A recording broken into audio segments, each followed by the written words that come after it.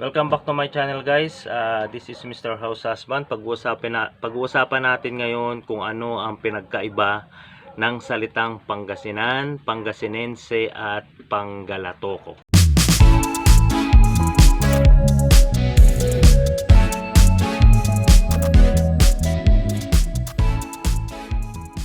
Okay, so yan tatlong word na yan, minsan nagkakamali tayo dyan. Okay, so minsan ang tawag nyo sa salita ng mga taga Pangasinan ay Panggalatok.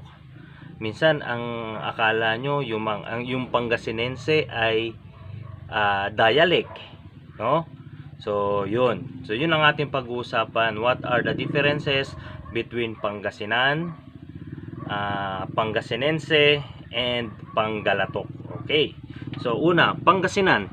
Pangasinan is a province found in Region 1, no? Yung Pangasinan ay isang lugar kung saan makikita sa Region 1. And also, Pangasinan is the primary language or dialect in the province. So, yung pangalang Pangasinan ay pangalan ng lugar.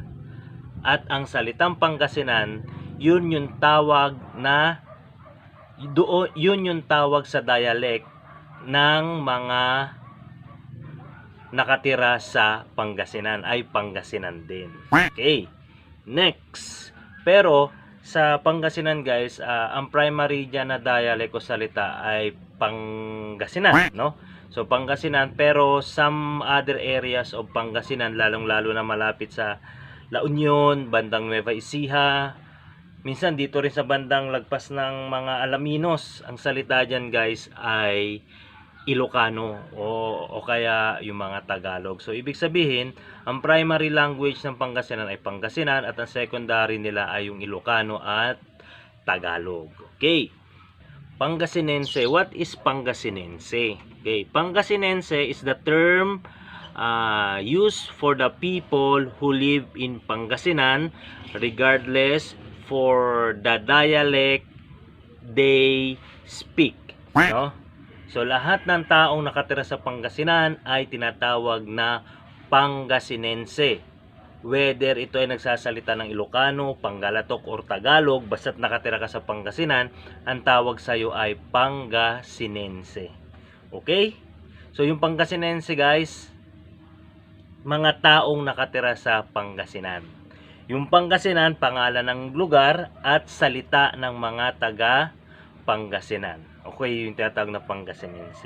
Saan naman nag-umpisa yung salitang Panggalatok? Okay.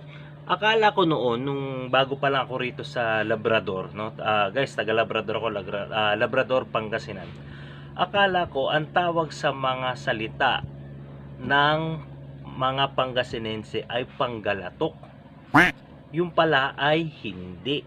Akala ko rin ang Panggalatok ay Pangasinan na may katok. Pinagsama, Panggalatok. Okay, so tama yung pinagsama pero hindi yun yung meaning. Okay, sasabihin ko sa inyo. The term Panggalatok surfaced when the Ilocanos and Pangasinense had a chaos. No? So, merong instance na nagkaroon ng gulo yung grupo ng Ilocano at grupo ng mga taga Pangasinense. And then, nagkaroon sila ng, siyempre, usapan. Nagkaroon ng problema. Hindi maintindihan ng mga Ilocano yung mga Pangasinan.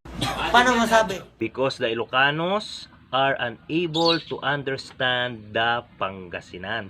So yun. So ibig sabihin, ang salitang Panggalatok ay ang mga Ilocano ang nagsabi nito sa mga taga Pangasinan. Uy, sana all! Ngayon ha, based on my research lang yan, guys, ha, hindi ko alam.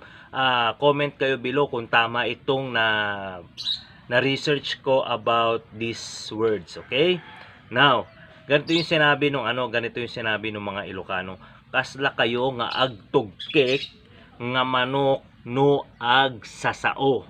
Okay, naintindihan nyo ba yon? So ako rin hindi. Kung kayo Ilocano, yung pronunciation ko mali. So ang ibig sabihin sa Tagalog nung kasla kayo nga agtugkek nga manok no agsasao ay para kayong manok na may sipon kapag kayo ay nagsasalita.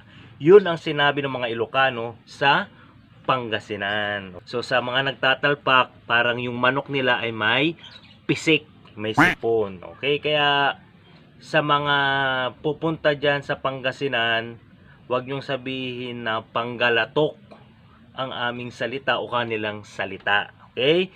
Dahil ang panggalatok ay may ibang meaning pala yan. Okay? So minsan kasi na-correct din ako dyan. Ang sabi, hindi panggalatok ang dialect ng mga taga Pangasinan. Okay? So paano naging panggalatok yun? Pangasinan, pangga, kasla, la, tugkik, to, manok, yung K. Panggalatok. Okay. Now, so in English, you are like a chicken with a bad flu when talking. Okay?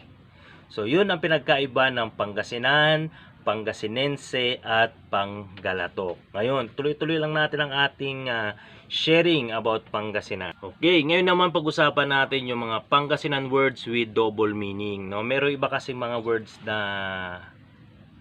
marami palang ibig sabihin. No? Parang iba sa Pangasinense, iba sa Pangasinan, iba yung salita ng Pangasinan, at kapag narinig ng mga taga-Tagalog, iba rin yung meaning. Okay, unahin natin yung wala.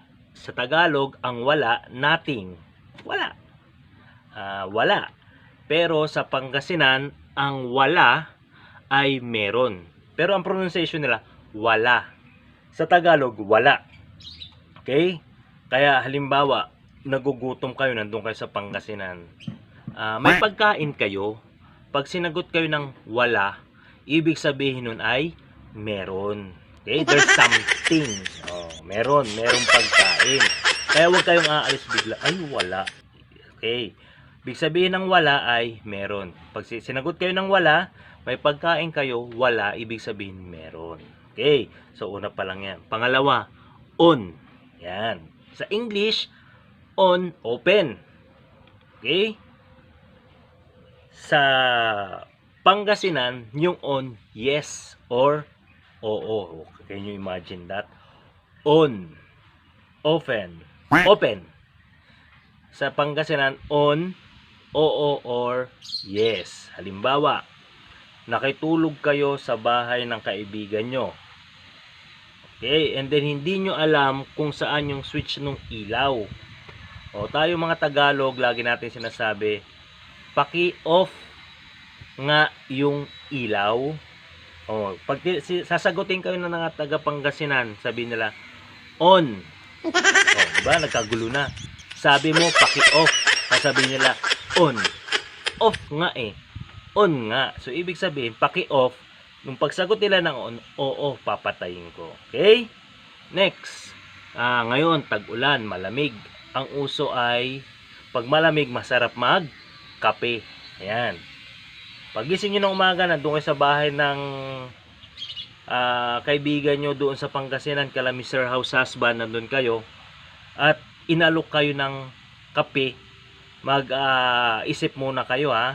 Kasi sa Tagalog, ang kape, yan yung brewed, 3-in-1, kung medyo nakakaluwag-luwag, Starbucks. Okay.